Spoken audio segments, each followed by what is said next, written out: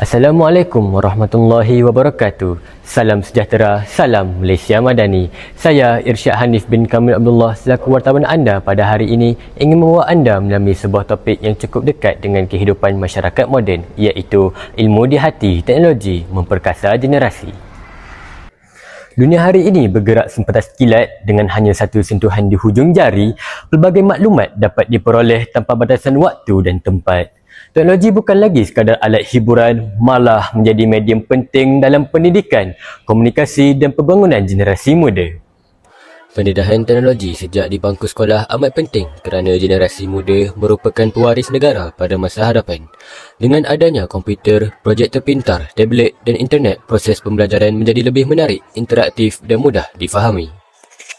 Sekarang, saya bersama dengan Puan Hajah Zuraina binti Zaidi, penolong kanan pentadbiran SMK Pelindung. Assalamualaikum Puan. Waalaikumsalam warahmatullahi taala wabarakatuh. Boleh tak saya nak tanya satu soalan? Boleh. Sejauh manakah teknologi mampu memperkasa generasi hari ini dan masa hadapan? Okey. Pada pendapat saya, teknologi memainkan peranan yang sangat besar dalam memperkasa generasi hari ini dan akan datang. Teknologi bukan sahaja memudahkan akses kepada ilmu pengetahuan, malah membantu melahirkan generasi yang lebih kreatif, inovatif dan berdaya saing di peringkat global. Oleh itu, saya percaya bahawa gabungan antara ilmu, sasiah dan teknologi akan melahirkan generasi yang cemerlang, bukan sahaja dari segi akademik, malah memiliki akhlak serta kepimpinan yang tinggi.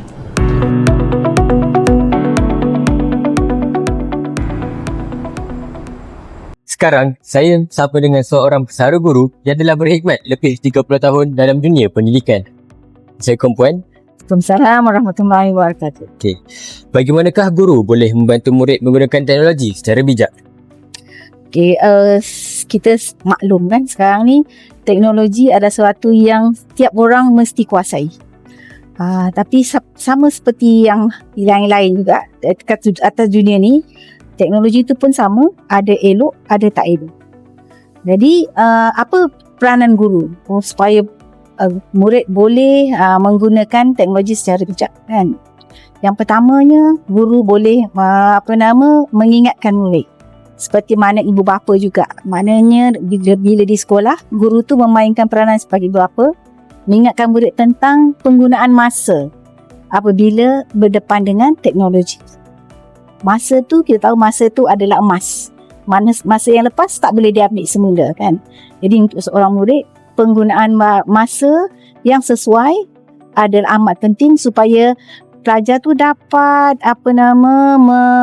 mengimbangi dalam menjalankan kerja sekolah yang menggunakan teknologi, menolong ibu bapa dan kerja-kerja lain dalam kehidupan seharian seorang pelajar. Bagaimana Puan mengaplikasikan teknologi dalam kehidupan harian? Okey, saya menggunakan teknologi seperti ChatGPT untuk mencari maklumat dan antaranya juga saya menggunakan Google Map untuk membantu saya merancang dari satu tempat ke satu tempat yang lain. Apakah platform aplikasi yang Puan pilih untuk pembelajaran anak-anak di rumah? Aplikasi yang saya gunakan untuk belajar anak-anak saya di rumah antaranya adalah Google Classroom, YouTube Kids dan juga Quizizz. Aplikasi ini membantu anak saya untuk lebih memahami pembelajaran. Daripada segi video itu lebih interaktif, ada tugasan yang berterusan. Jadinya saya sebagai ibu di rumah, saya senang untuk memerhati pembelajaran anak-anak saya. Apakah pendapat Encik tentang penggunaan gadget dalam kalangan generasi hari ini? Bagi pendapat saya setuju penggunaan gadget, tapi perlu dikawal oleh ibu bapa. Pendapat saya tentang gadget ada pros and cons. Untuk daripada segi penggunaan yang berlebihan, ia tidak bagus, terutamanya untuk generasi muda, Gen Alpha lah terutamanya. Tapi kalau benda tu digunakan ada limit, ia bagus. Contohnya kita gunakan untuk kelas dan sebagainya. Since kita pun ada online tuition, itu kira bagus lah. Sesungguhnya, ilmu di hati teknologi memperkasa generasi bukan sekadar tema tetapi satu harapan untuk masa depan yang lebih gemilang. Saya Irsyad Hanif bin Kamil Abdullah melaporkan untuk Spell TV.